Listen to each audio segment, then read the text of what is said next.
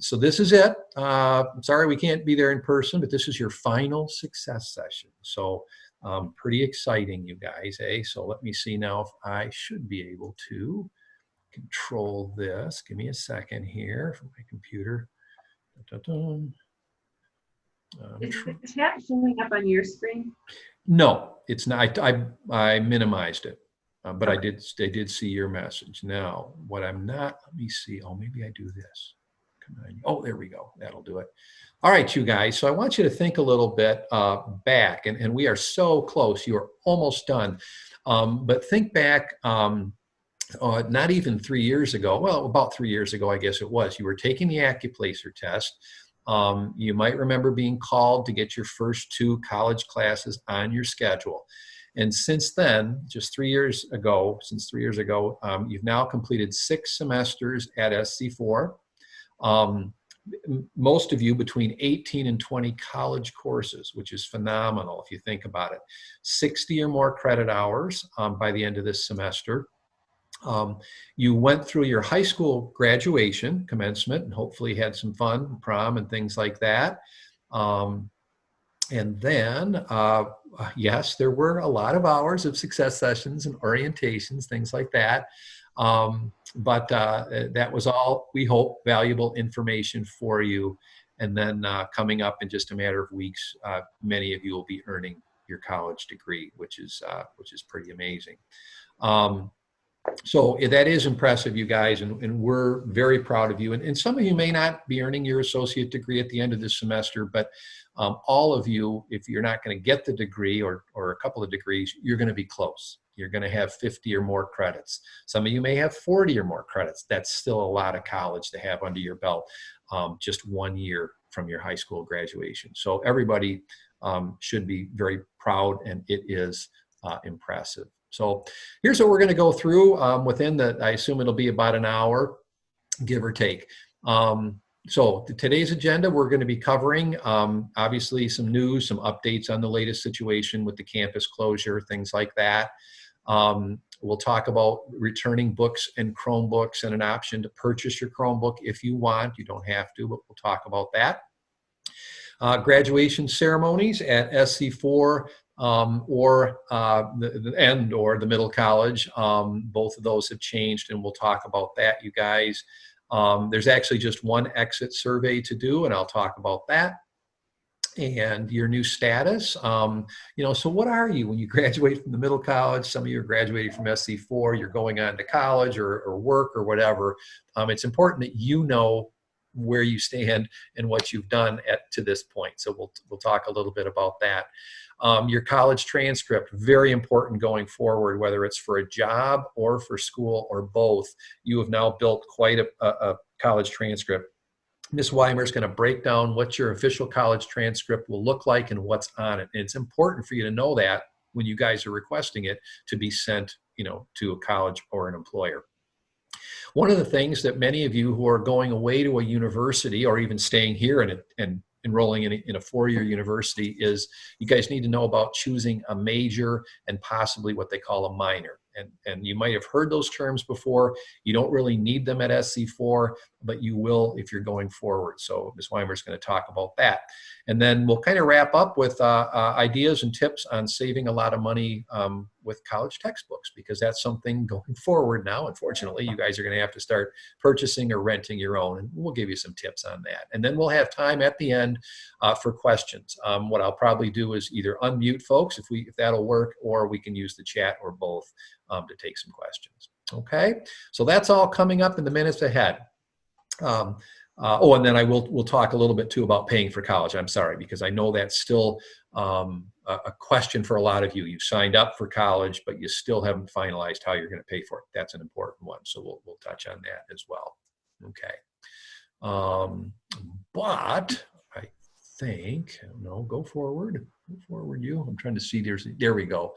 But first, what I want you to do, and we've done this every year for the final success session. Normally, you guys are all together in, one of the big lecture rooms on the college.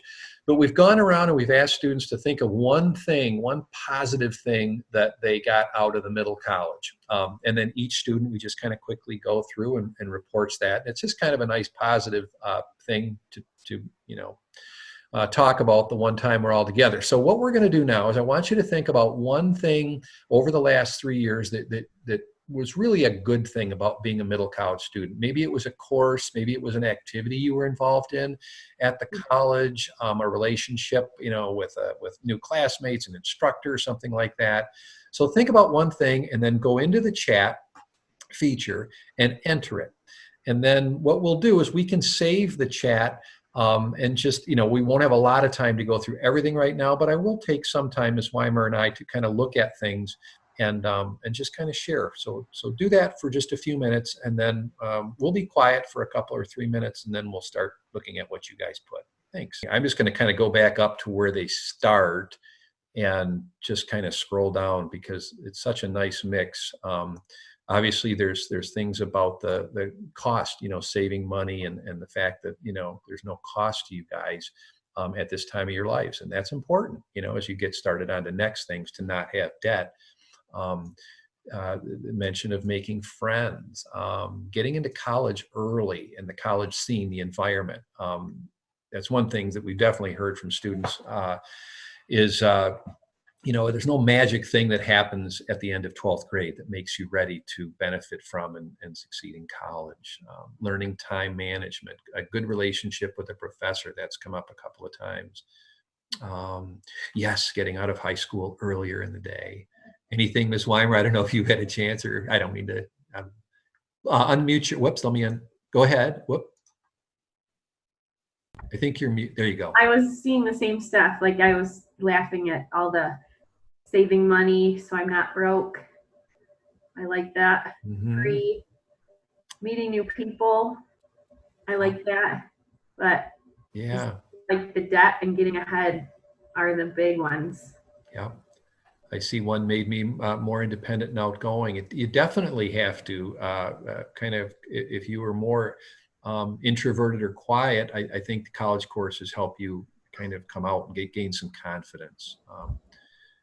And again, there was one about a particular professor. And as you guys go forward, you really look for that person at a new school or SC4, because they really can help you get ideas for your future and support you. And that's a really cool thing about college. It happens in high school too, but is building that relationship with an instructor, and because they're more worldly, they know what options are out there for you, and they can help you. So anyway, I'll just kind of scroll through. Someone mentioned, being able to get a job, start their career. It's fantastic. A lot of times we hear that where students right out of SC4, 1 year out of high school, get a good job, and it starts them on their way. Any last things, Ms. Weimer? I think it's a great list. Okay, cool. All right. So what I'm going to do, I'm going to close out my chat window right now, or minimize it, I guess. And then we'll go forward with the presentation. So thank you very much, everybody. And let's see. Oh, there we go. Okay. So now an update, some news and stuff. And I think a lot of you are familiar with this, but some of you maybe haven't been as tuned in. But SC4's campus, the last announcement they made is it will remain closed through May 15th. There's a possibility that could get extended, but right now they base it on, of course, the governor's recommendations and just safety for its students. So right now they're saying no earlier than May 15th. And it could be later, but stay tuned for that. The middle college office has been closed for several weeks now, and as long as the campus is closed, we're closed as well. So the best thing I can recommend, if you're wondering, like, well, what's the status? Check your portal, because there will be updates, in those announcements, that announcement part. But really, SC4 is sending out emails to students when things change. And then also they have a page off of there. If you go right to sc4.edu, you'll see a link to their coronavirus webpage. and it'll have, updates. Just scroll down and you'll see things of interest. You're always welcome, because so much is unknown, to contact any of us. And you've been doing that. We've been trying to reach out to you. But you're always welcome, to send a message like, well, what's the scoop with this? Or I need my transcript or something like that. Just give us an email. If we need to go into more detail, we might request a phone meeting or a Zoom meeting or something like that. Okay. We'll get a little deeper into things like textbook returns and so on in the coming slides. All right. So right now things are still quite up in the air, but campus is closed for at least the next couple of weeks. So with regard to the books and Chromebooks and all of that, right now, just hang on to them. That's our best advice. Gather all your books up if you're not using them. And some of them you still are through next week. But gather them all up, put them in a spot where you won't lose them. Don't keep them scattered. It may be June, it may be July before we can actually get your books returned. Okay, so just keep that in mind. We'll definitely make an announcement through email and text and everything else once we know. But it's not going to be, just because campus opens on May 15th, we're not going to be ready to take your books back then. So just wait until you hear from us, please. Once the college reopens, we'll make our plan and how you can get them back to us safely for everybody.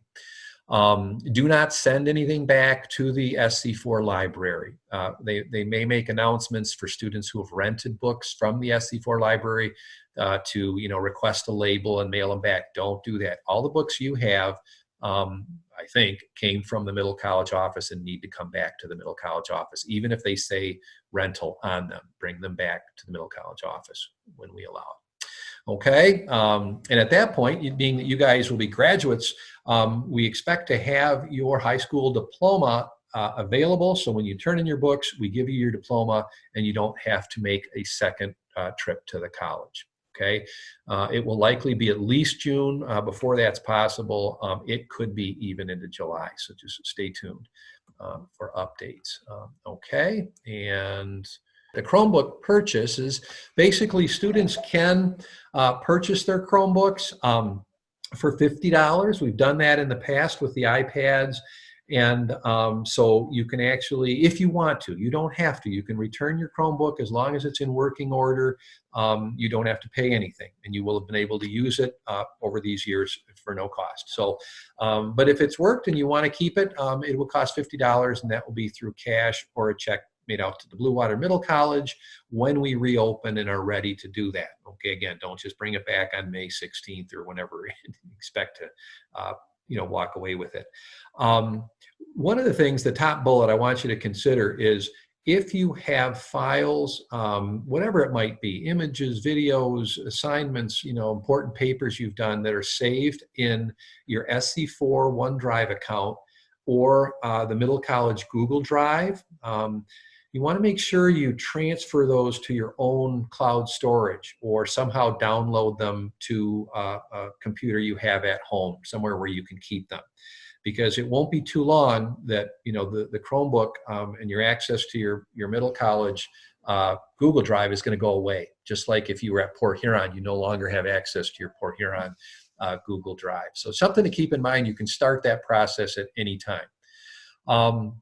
If you've not returned or paid for your Chromebook, you won't receive your high school diploma. So now some of you, we may have a case where the Chromebook broke a while ago. You didn't want to bring it back right away and because you didn't want to spend the money or whatever. Probably the cheapest thing to do would be just, you'll need to pay us the $50. Basically, you're buying the Chromebook, and that's the maximum you'd have to pay, even though the cost might be higher to fix it.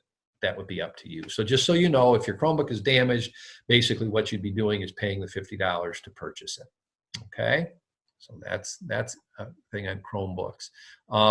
There was a okay, so Brendan, I see, added a question about that. If we purchase it, will all the restrictions be lifted on the Chromebook? Yes, the Chromebook, it takes a little time, but RESA relinquishes any kind of control it has on the Chromebook, and basically you start like it was a fresh Chromebook. Okay, and just real quick, scanning a question Kevin asked, when we get our diplomas, that will be when the diploma itself won't be available until people can get back on campus and turn in all their books. So don't expect it anytime before June, and it very well could be July. And most high schools, you don't get your diploma until June anyway. It's usually not awarded or given right at the ceremony. But given the situation, to get them printed, signed, and all ready for pickup, it's going to take time.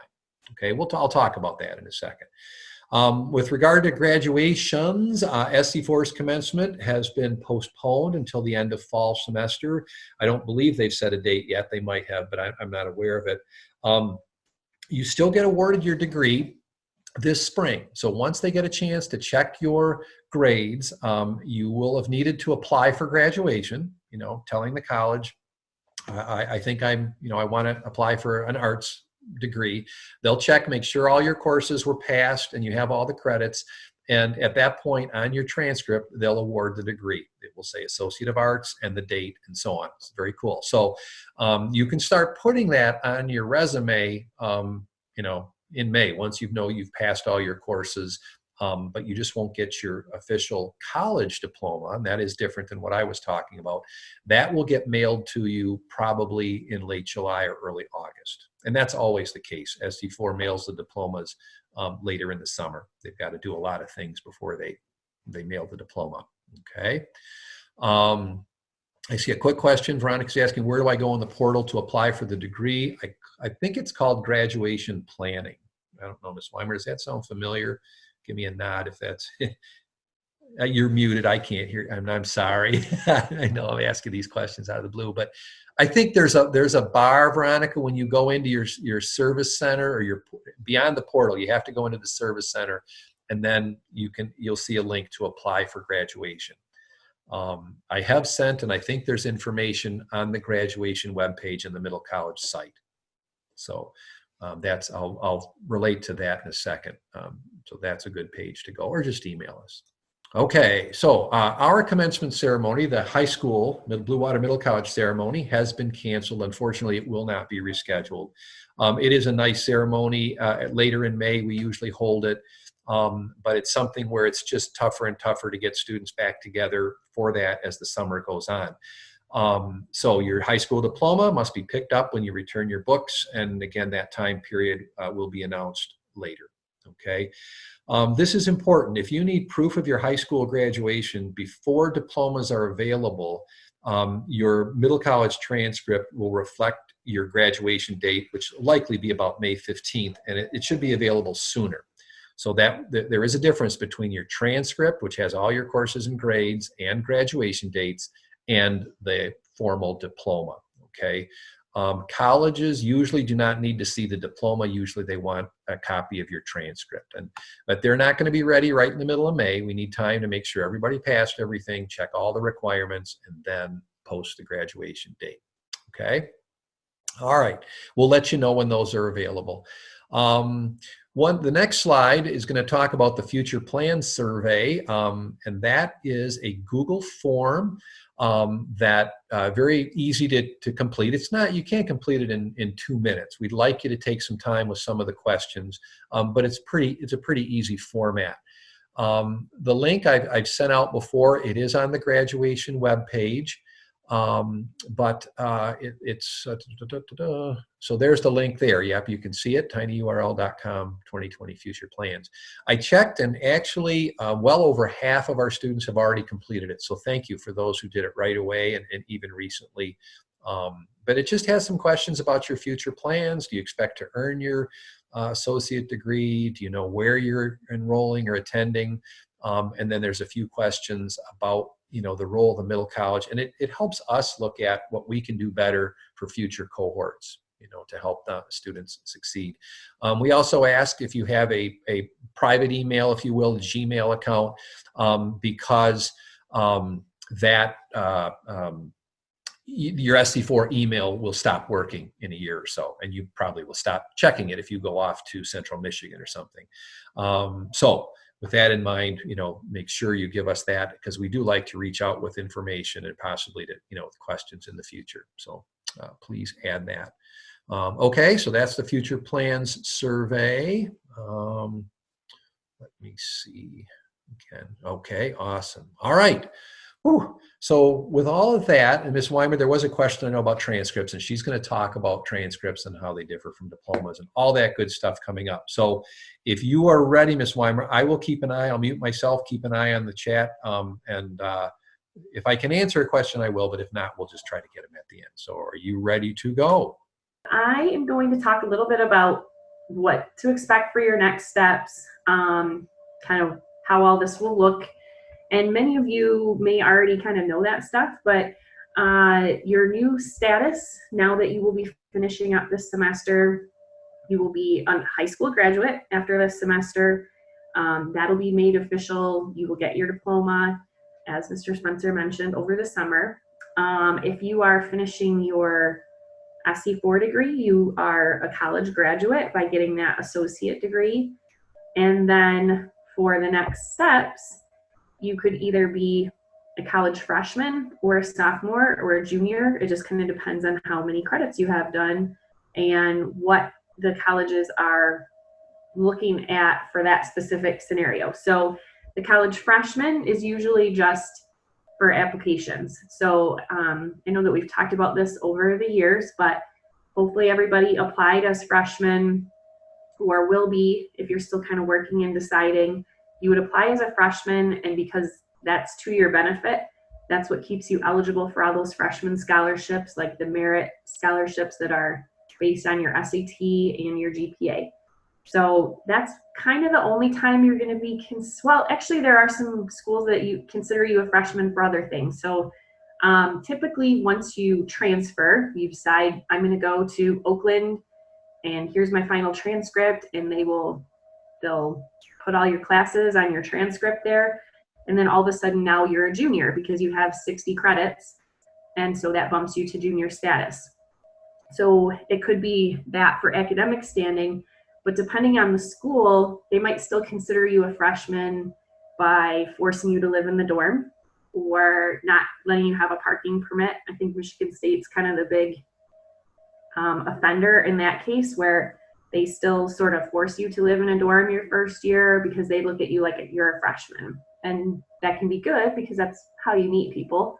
But there are other schools that look at it like, nope, you're a junior, so everything, you just have regular junior status in all areas. So that's something to ask or find out.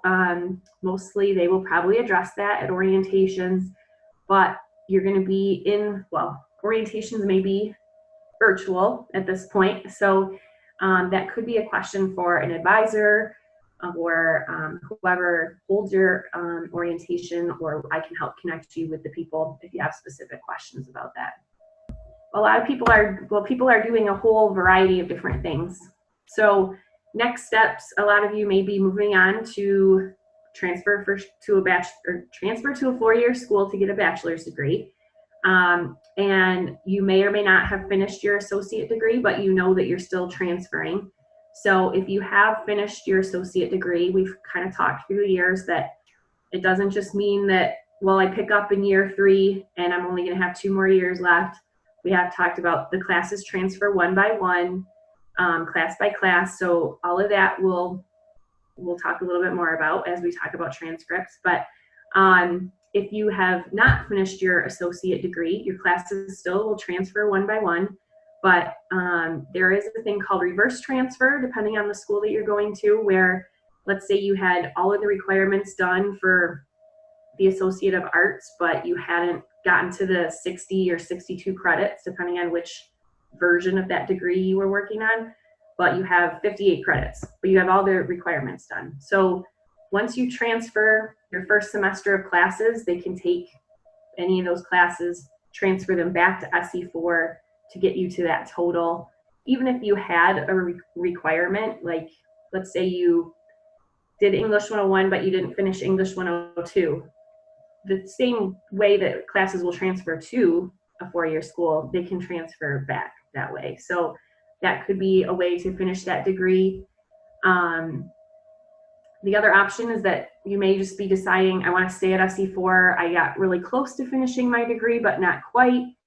So there are a handful or probably more of people that will decide to do that, but you're still going to finish up maybe one more semester or one more year, either to finish that initial degree or to earn a second one that maybe you're already in progress on. And then the other option that a lot of people will be doing is just going to work, either kind of for a while to get some money saved before you keep moving forward, or there are some people that got applied degrees that you're just going to start in the workforce and start making your way. So whatever these paths that you're choosing, we really recommend that you complete a degree. So even if I know there are some people that kind of got very close, aren't finishing the degree, you want to work because you can't just, you don't want to get that student debt racked up or whatever the case, and you have maybe 2 classes left or 10 credits or whatever it is, please make sure that you go back. You're all so close, and we are always here to help you with that too. So both us and the SE4 advisors. All right, so a lot of people are maybe not totally decided about where they're going, and so we just kind of wanted to point out some options for if you are in that group of like, I want to finish my stuff, or I maybe even do want to move on and start a 4-year degree, start on my bachelor's degree, but I just don't really want to move away, pay for a dorm, all that stuff. I want to commute. So there are still the options there are other degrees at SE4 that you might want to consider depending on what you want to do. There are the 4-year degrees offered through the University Center partners. Ferris has the criminal justice, U of M Flint, psychology. I'm struggling with this off the top of my head. Psychology, and I feel like there's another one. Walsh would be the business stuff, and Northwood. Mr. Spencer, I see you're unmuted. The only thing, U of M Flint has that nursing, the associate degree in nursing to bachelor's, which might be a little later for some of you, and maybe some other things, but yeah. Mm-hmm. Yeah, so there are options that you could still do a 4-year degree right here in town. There are some different associate degrees at Macomb County Community College. I have students that are going there for, I feel like there's an ultrasound tech there instead of the radiology technology that they have here that would be more of that degree to do like ultrasounds for expectant mothers and things like that. Oakland, Wayne State, and U of M Flint are all 4-year schools that are within about an hour drive from here. So we do have a lot of students that just, and maybe a lot of you are already in there, but you're going to just plan to commute and try to just schedule yourself so you're not there every day, but it may be the case. And then there are online universities. Depending on where you're going to go or what you want to do, you might want to ask us about that. But then you will probably be able to do online classes with pretty much any of these as well. Okay, so if you're in the group that you're staying at SE4, I'll make this fairly quick.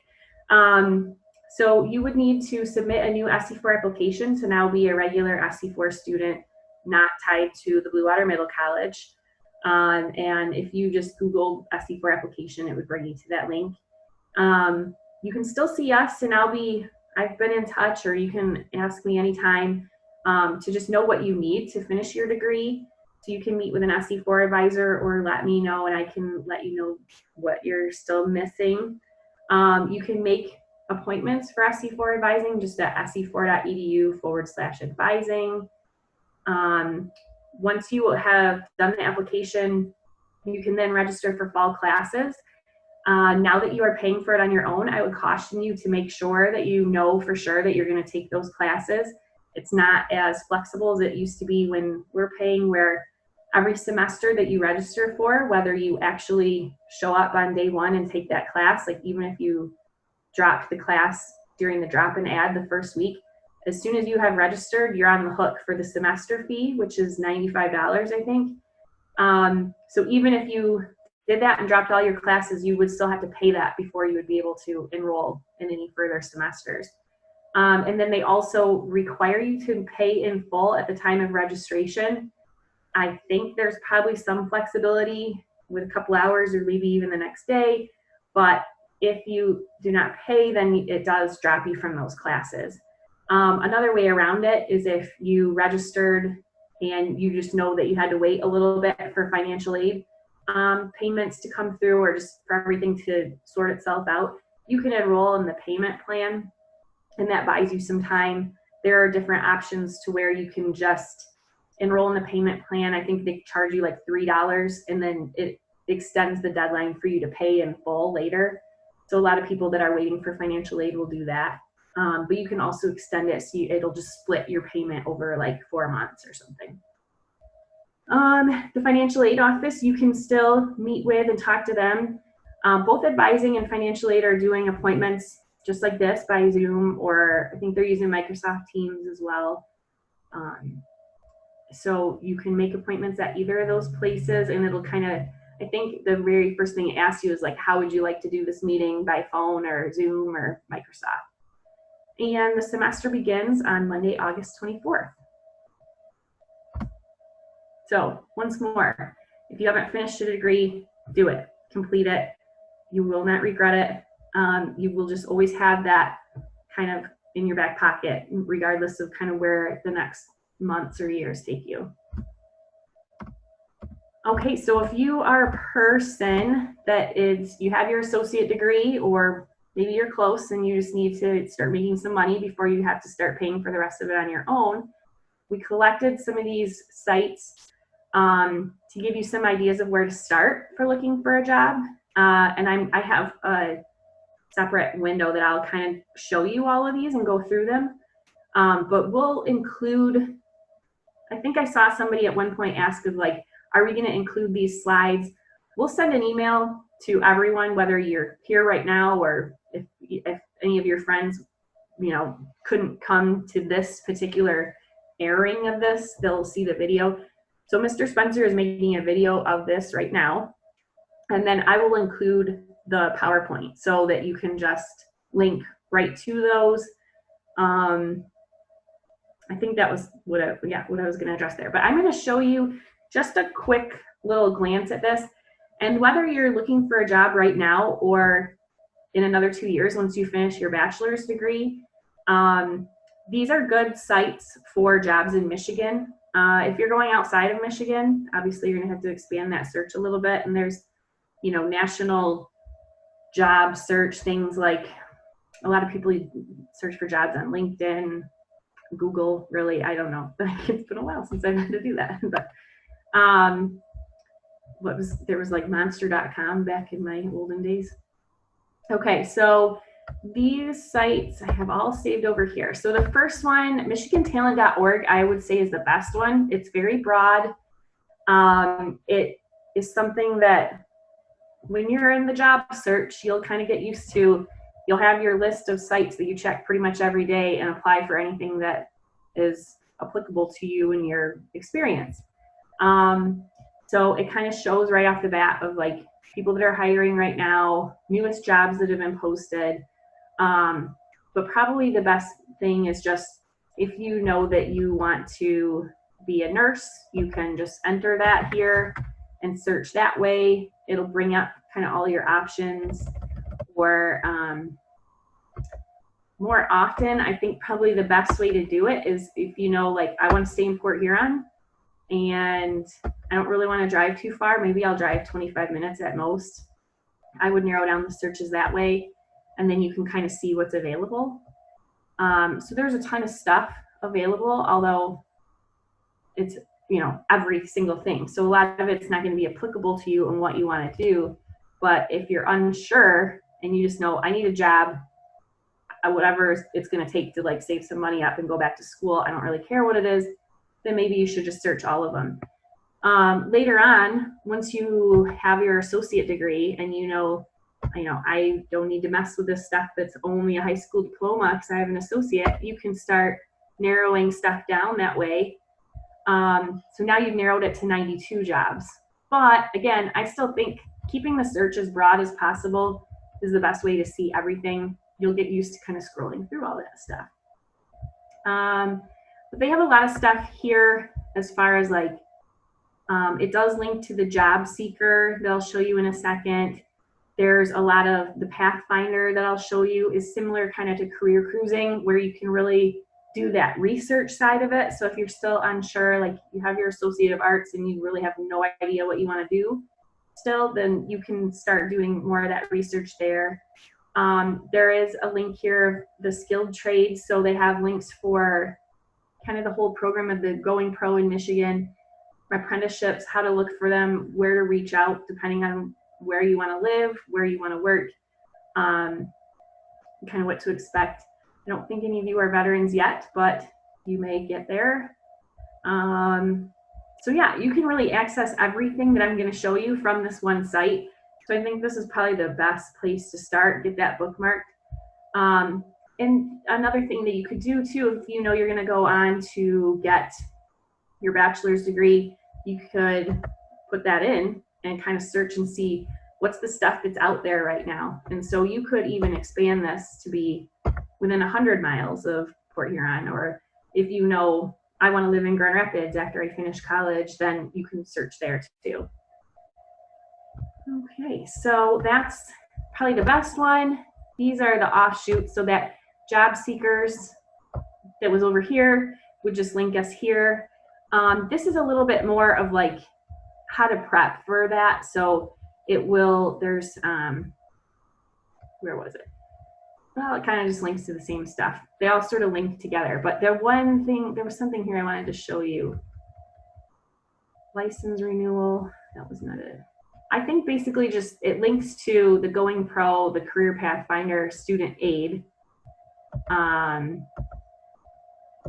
Career Services is if you were specifically going to be looking for a job in the government.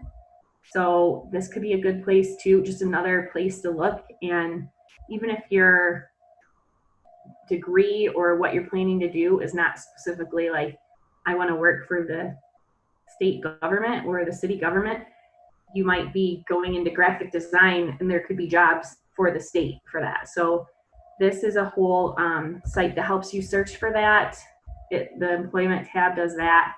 The featured info, this is what I wanted to show you. And the resources, they have tips on how to write your cover letter, resume, questions that you should ask at a job interview. So this is where you could do kind of a lot of that prep. The next thing was the SE4 Career Coach. So this is kind of a similar thing where there are some job work opportunities or where you can actually search for jobs. They will always, like if you still are unsure what you want to do, the career assessment is kind of going to be similar to that career cruising stuff. You take the quiz and it's going to tell you what you should do for a career. It'll help you build your resume. And this is actually really helpful because you can actually build it, but then there are people that will look over it and answer questions for you too. So all of this, you have access to like all of this anytime, but always having been an SE4 student, you'll have access to the people that can help you with that too. So you could start there. And then you can also talk to an SE4 advisor and they can kind of direct you where you want to go. So the Pathfinder was the other piece of the Michigan Talent page. And this is where it kind of helps you with that career research, exploring all of that kind of stuff. So this would be more if you're still very unsure about what you want to do, that would be what you would be doing there. And I think that was all of these. You can always talk to an SE4 advisor, talk to one of us. I might not have all the information on how to find a job as an engineer or something, but I can help you figure it out. And all of us could do that. The other thing, we're going to just kind of quickly go through what your SE4 transcript is going to look like. So we have an example from the SE4 registrar who was a very good student while she was at SE4. So I think that's why she doesn't mind sharing this. But you're going to see her exact transcript and what it looks like. So you can see what colleges and future employers, or basically what anybody sees when you have your transcript sent. So, and then we'll also refresh your memory on how to order those, both your college and high school transcripts. So this is just a broad view of what it looks like. So you can see this coming from SE4. It has all of your classes listed by semester. think that's kind of it. Like, it will have obviously your name, address, student ID, all that stuff on there. But this is just kind of the big view. So again, that it'll show she must have sent this to herself at SE4 because that's where the recipient, but I think this would say like Oakland University or wherever you have these sent. It would have the last 4 of your social security number, but this is your personal information that's on there. It will list that it's official. And I'll show you in the portal how you can access your unofficial transcript, which you probably have seen. We always use those when we're working with you to figure out what classes you need. So you've probably seen the unofficial version. This is the official. When you hear, you know, your college that you're talking to say, we need an official transcript, this is what they're talking about.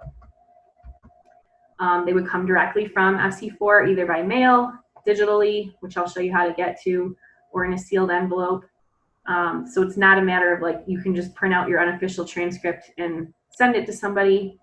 That's not official. That would just be an unofficial copy. And some colleges or employers will be okay with that. Like, you can just attach a PDF of your unofficial and that would work sometimes.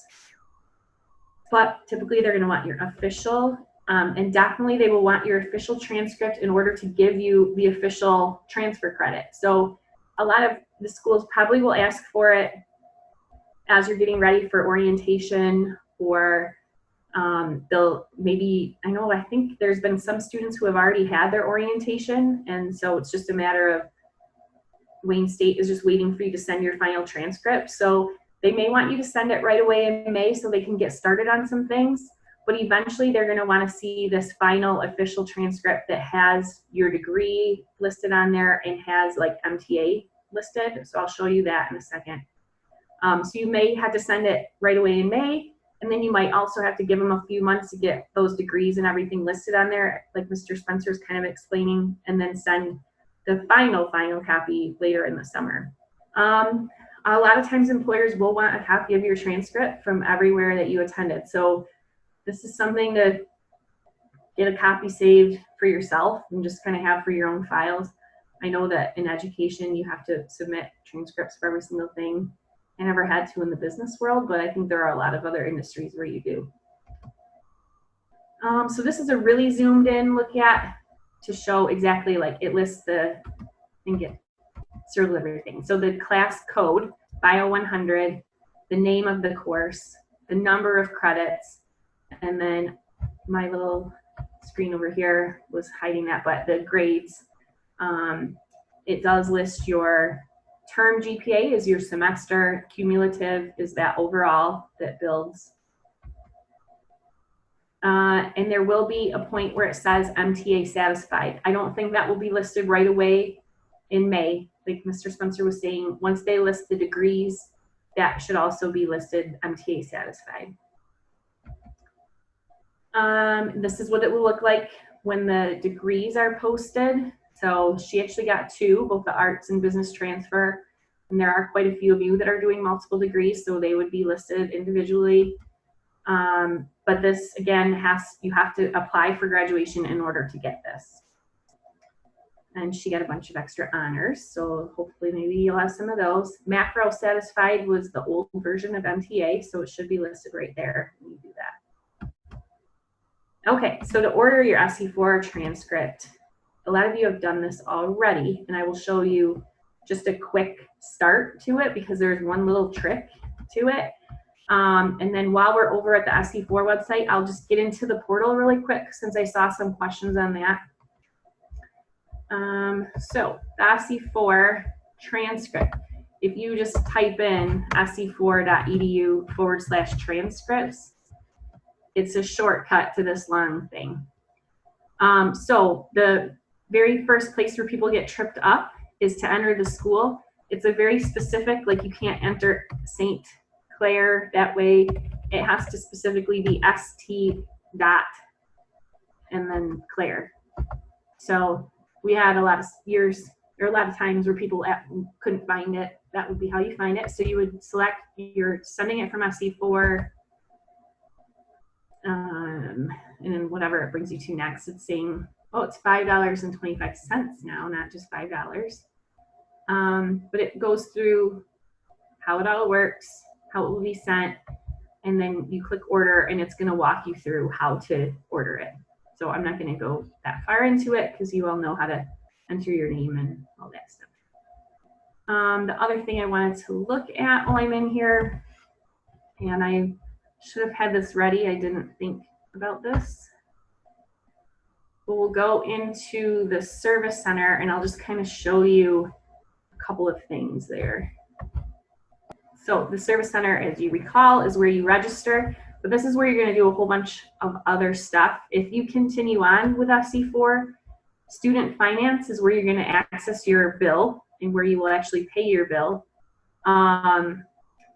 Once you're paying for your bill on your own, then that gives you some tax breaks and that will be available there. Student planning is where we always worked in the past, so you're familiar with that. Graduation overview is where you can officially apply for graduation. So because I'm not a student, I don't have a program here, but it's very easy. It's like a one-page thing. Everything is pretty much listed there. If you have always said you were going to be doing the Associate of Arts, whatever degree you've had listed in the SC4 program will be there. If that's not the right degree that you are working on, let me know and we can have SC4 change it. Or you could do a paper copy, but I think it probably would be a faster, easier way just to email me. I'll have your program changed, and then once it's changed, you can go back in and just do it all electronically. If you're applying for multiple degrees, you do have to do a separate application for each, so you would need to do paper applications in that scenario. Other thing, somebody asked about transcripts. So if you were back at like the home view for your service center, student planning is where you can see a whole bunch of stuff still. So under academics is your unofficial transcript. That would probably be the main reason you would be still needing to look at anything in here after you were done. So that is where you can see this is your unofficial transcript. So it's going to look different than the one that we just were looking at over here. I didn't do as well as Mrs. Bears, but this is my transcript. So that will show you basically just the unofficial. Sometimes, again, I kind of mentioned that some schools will take an unofficial depending on what it's for. If it's just for your advisor to see what you took, like they might be okay with like, just send me a PDF of your transcript, where other ones are going to say like, we need the official. So that's a big part of knowing what you're sending. So a lot of times we're getting into the time of year where I feel like last summer, it took me a good month before I realized this, where students were calling me and saying, my college that I'm already admitted, they need me to send my transcript. I've already sent it. And I look in Parchment and I see, yeah, we sent it. I don't know what is going on. Well, it depends on what they're asking. Who's asking you tells you what they need, basically. So pretty much you're only sending your high school transcript when you're applying. So that's just for them to decide, do you get in or do you not? That's what they're looking at as your high school transcript. Almost everything else, they're going to be asking for your college. So that's something that you'll have to, read what they're asking you for and use your critical thinking skills that you've learned. But if you have questions, just send us a picture, forward the email to me, whatever. Like sometimes that's what it takes, is like, oh yeah, well, they're asking for that for your financial aid or something. So we can help you if it's not very clear what you need it for, as far as do you need your college or your high school. So again, the college is always going to be sc4.edu/transcript. And just one, I just unmuted to jump in real quick, because some schools will send us as a high school a list of students who are enrolling, and they'll do that in June, May or June, and then we send them who has graduated, you guys. But what they may need is for you to request your high school transcript that shows that you've graduated. because colleges need to show that you're a high school graduate as well to qualify for you for financial aid. So it is very important, like Ms. Weimer said, to know which transcript they're asking for. Okay, so if you're not clear, ask them. Okay, good, that's it. So then your high school one can always still be sent through Parchment. And I'm pretty sure most of you probably have a handle on that. So I'm not going to go over to Parchment, but if you have questions, just just email Mr. Spencer and I. We can set up a Zoom and we could just show you how to do your Parchment right from there. So it's very easy, but it's sometimes hard. Like it's confusing on how to get started, I think sometimes. So but your high school is the Blue Water Middle College. You're not going to have your Port Huron Northern transcript sent. It's your Blue Water Middle College transcript is your official high school transcript. So I think everybody pretty much has a handle on that. And again, they just are using that to admit you. Like Mr. Spencer said, they may need it, your final one, just to get that financial aid eligibility done, but it'll be pretty rare that they're going to ask for that in the future.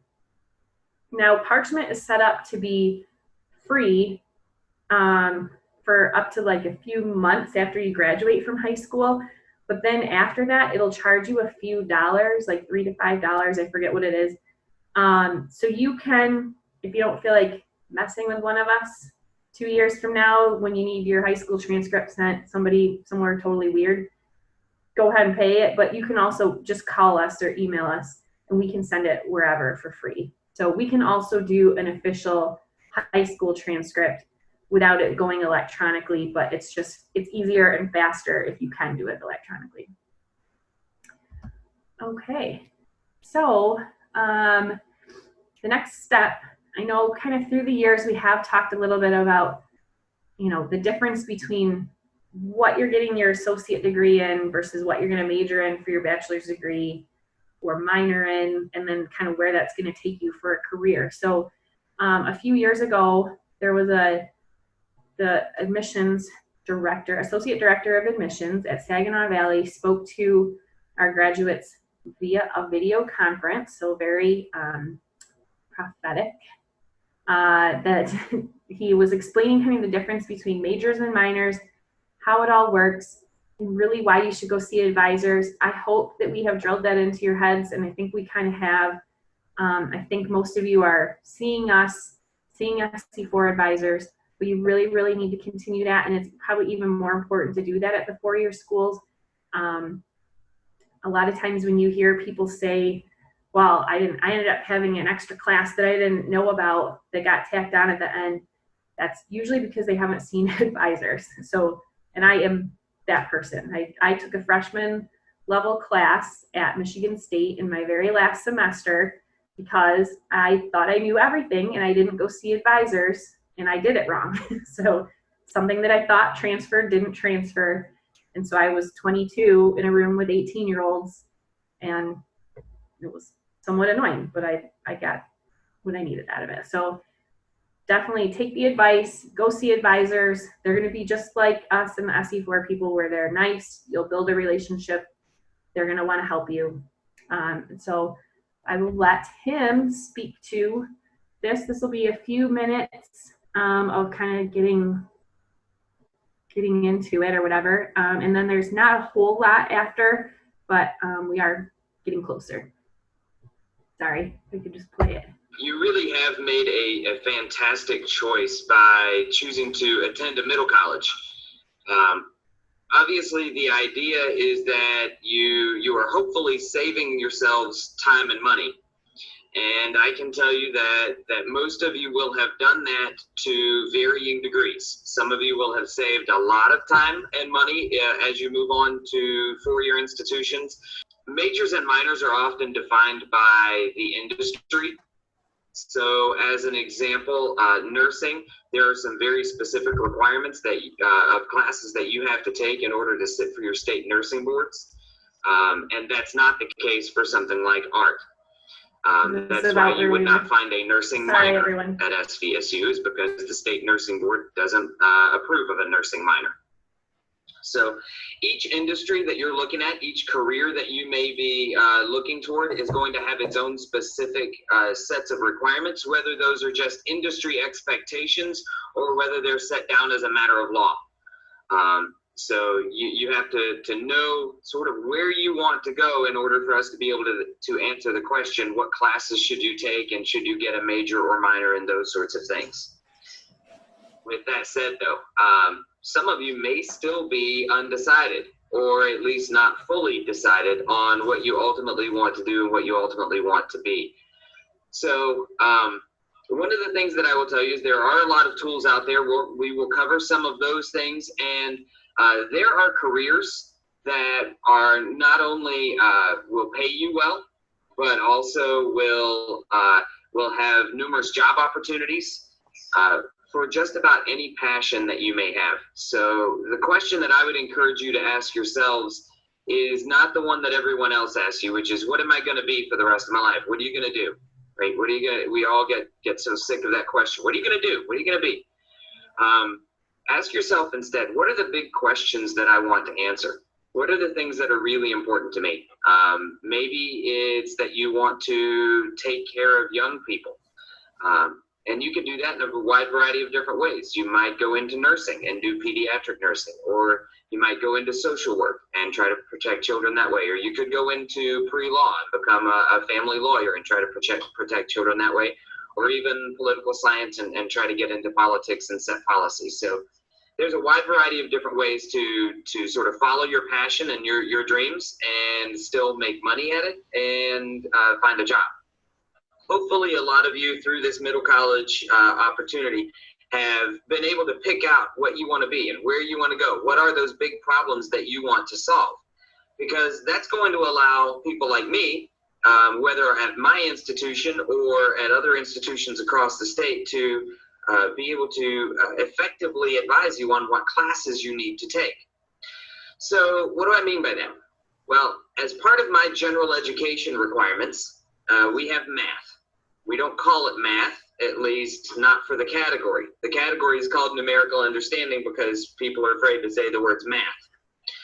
So if you wanted to be an engineer, or you wanted to be a computer scientist, or go into computer information systems, or some of those things, physics or optical physics, then you would take the very bottom class there, Calculus 1. That would be your general education requirement for Category 3. That one class would satisfy both Category 3 and it is part of your major.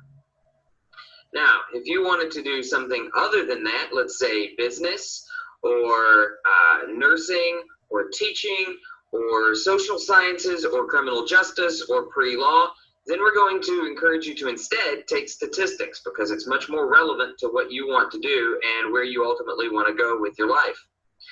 And so if you come to me now and you've done the middle college experience and you took calculus, and then you tell me, Anderson, I want to be a teacher, I'm going to say, that's fantastic. I hope you want to be a math teacher because then we can use that calculus class toward your degree.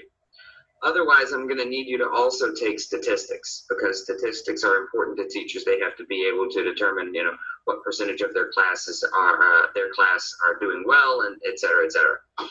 Same thing for nurses. Same thing for political scientists, for criminal justice majors, et cetera. They all need statistics. And if you're going into business, you need economics. So unfortunately, even though that math class, Math 161, it looks like on paper it's a higher level math class than Math 132A or 132B, so you might assume, well, that's going to waive me out of those classes. Unfortunately, it's not the same content, and in order to be an effective nurse, you need biostatistics. So now, rather than taking one class to satisfy both requirements, the requirement for the major and the requirement for your general education, you end up taking two. The message to take from Mr. Bearden is that at a university, the choices just get more and more greater than even at SC4. And so check with an advisor, make sure you're doing the right thing for your major, what you want to major in, which he said it might have been cut off as usually about 30 or 40 credit hours. going deeper into whatever that might be, whether it's accounting or writing or something like that. So meet with somebody so you make the right choices and save yourself time. Okay, the last segment, you guys, and then whoever has questions, we can field some of those, is just on textbook. This is very practical information. And Ms. Weimer, if you can click again, I'm not sure if it's, okay, thank you so much. So your options, and many of you guys did, well, you didn't see the cost of the textbooks, but often when you're talking 3, 4, or 5 classes, you'd be looking at what could be easily $500 or $600 worth of textbooks, access fees, and things like that. So every semester you want to look, how can I save, hundreds of dollars? That's a lot of shifts at work just for textbooks. So your options include buying new books, used books, or renting books.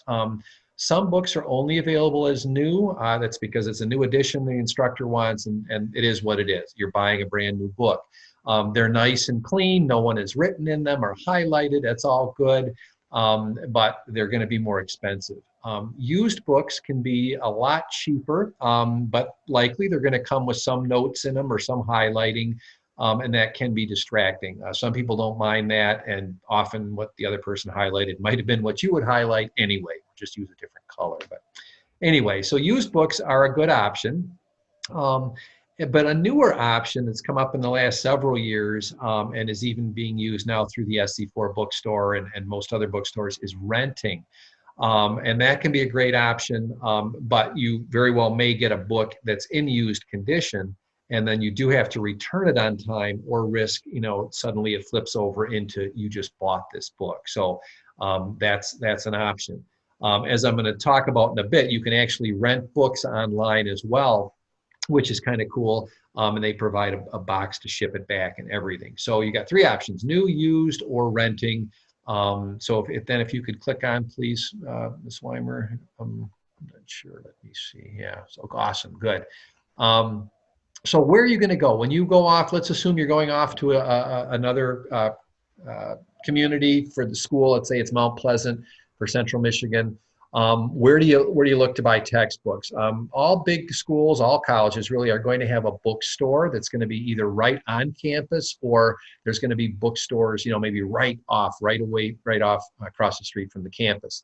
You would choose that for service and convenience. They're going to understand the courses. You just bring your schedule, and someone may actually help, and you can get the books for you. Likely it's going to be a little more expensive, but it's going to provide good service, and that can be worth it.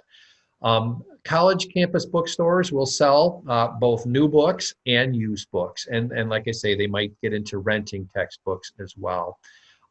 You'll find, you guys, that some instructors require course packs. Those are printed packets. You were starting to see some of those if you took psychology. For example, from Ms. Wada, you'd get a handout of her PowerPoint slides. In that case, the instructor might say specifically the store that you have to go to pick up those that course pack. So you really got to get the information from your instructor in terms of what books you need. Okay, if you could go to the next slide, please. That comes up. So, obviously a bookstore is one choice. Online is another choice, which can be very good. You just don't want to wait too long, because there is a little bit of a lag of getting that, from the time you order a book or books to when they're delivered. So online, you can get new books, used books, or rent them. And there's another option, which are ebooks. So if you don't mind reading something on a tablet or your computer, you can get an ebook. It's relatively cheap. You'll have it for the use of the semester, and then it will likely go away after 6 months. You won't be able to access it anymore. This can be a little riskier, because it's very important that you order the exact edition that you want the first time, so you don't have this lag between sending the other one back and then getting the new book sent to you, and now you're 2 weeks into the semester. Used books, when you order them online, you're not really seeing it, so it could be very used, but usually it's going to be, usable, if you will, readable. Online can save you lots of money over your traditional college bookstores. And we're actually going to look at just a real quick example of how you might search this. So if Ms. Weimer, let me see if you can, let's go to the next slide. Whoops, I'm sorry. Do I have, there we go. Let's see. So I'm going to come, we'll do the last thing we'll do is go to the online, and I'll show you how to use this one site, and then we'll kind of wrap up. But I actually looked at, when you go back, if you follow this link, it's actually an article that was published a few years ago, but it's still got some really good information. So I'm not sure if they've updated it, but on things to look for, one of the things they talk about is, you know, checking your course syllabus. You can go to class the first day if you want, if you're someone that doesn't need to have that book in hand. Oh, thank you so much. There's the article. No, that's perfect. There it is. And they'll talk about checking the syllabus, because some books are not required. They're optional. And if you go to the college bookstore, they're going to load you up with everything related to the class. And so you may not need the optional books. Some instructors on the first day of class will say, you know, you don't really need the book. Everything's available online. So I recommend, there's many articles. If you Google buying textbooks, you'll probably find some good ones. But this one actually still has some pretty good information. Right where you stop, Ms. Weimer, I noticed this called Occupy the Bookstore, which is a Chrome extension, I think, which helps you find the cheapest way of getting a book. So anyway, there's a lot of tips like that. I don't know if this will allow me. I'm going to go over to the Chegg site. It's not, I don't know if it's not letting me do it. Let me see.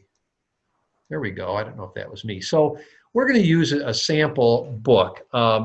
In this case, it is, let's see if it allows me to type in here. It is Sociology in Our Times. This is a common book. You might have had this for a sociology class in past years. Now I'm going to click on it. This looks like the cover of the one that we have given out in past years, the 11th edition. I just want to show you the difference in costs, you guys. So in this case, right here, you can see the tabs.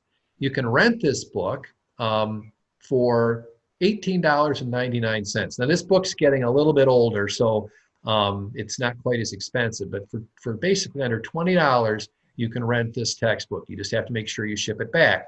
You can get it as an ebook pretty much immediately for $27, and then you can buy it from $62.50 and up, okay?